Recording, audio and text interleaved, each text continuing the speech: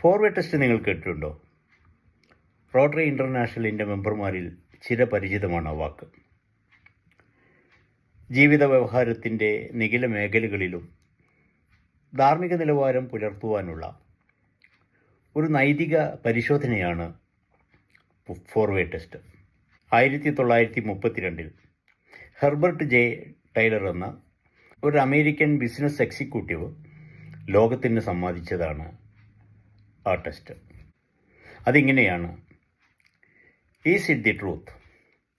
Is it fair to all concerned? Will it build good will and better friendship? And fourth one is, will it beneficial to all concerned? ഒരു കാര്യത്തെ നാം സമീപിക്കുമ്പോഴും ഒരു പ്രശ്നത്തിൽ ഇടപെടുമ്പോഴും ഒരാളെപ്പറ്റി മറ്റുള്ളവരോട് സംസാരിക്കുമ്പോഴും നാം ആദ്യം പരിശോധിക്കേണ്ടത് അത് സത്യമാണോ എന്നാണ്. അതാണ് ഫോർവേഡ് ടെസ്റ്റിലെ ഒന്നാമത്തെ ടെസ്റ്റ്. നാം സമീപിക്കുന്ന കാര്യത്തിൻ്റെ സത്യാവസ്ഥ ബോധ്യപ്പെടുക എന്നുള്ളത്.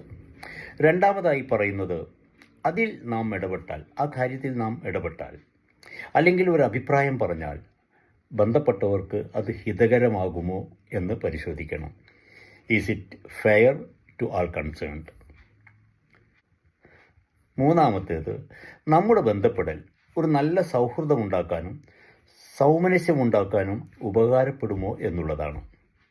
അവസാനമായി, നമ്മുടെ ഇടപെടൽ ബന്ധപ്പെട്ടവർക്ക് ഗുണകരമാകുമോ എന്നുള്ളതും കൂടി ആലോചിക്കണമെന്നുള്ളതാണ്. ചുരുക്കത്തിൽ ഈ പരിശോധന ഒരു കണ്ണാടി പോലെയാണ്.